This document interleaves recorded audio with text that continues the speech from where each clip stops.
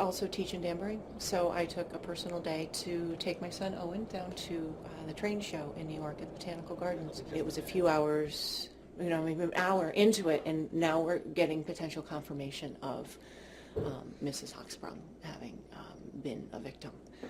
And that was the only name that came across the whole time that I was gone. She's like a little guardian angel. And so I've known her and would talk to her outside of school.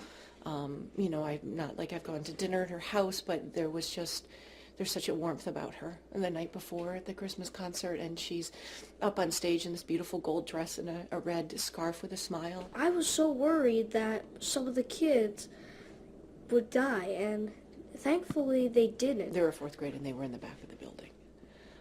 So I haven't talked to every parent, but the assumption and the ones I have talked to that those kids are all safely home.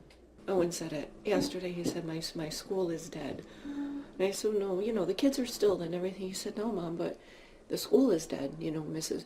Hochsprung isn't going to be there, and we'll all know when we go to school. So my school for me is dead. And I think in his way, it isn't. It's never going to be the same. You feel guilty because you took your kid out of school for the day. Like it's unfair that I've not experienced it. It's not fair to all those other parents that I didn't go through this the same way.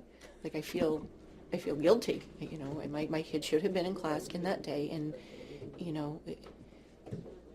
and to be able to sit here and know that he was going to come home safely to me, because he was with me.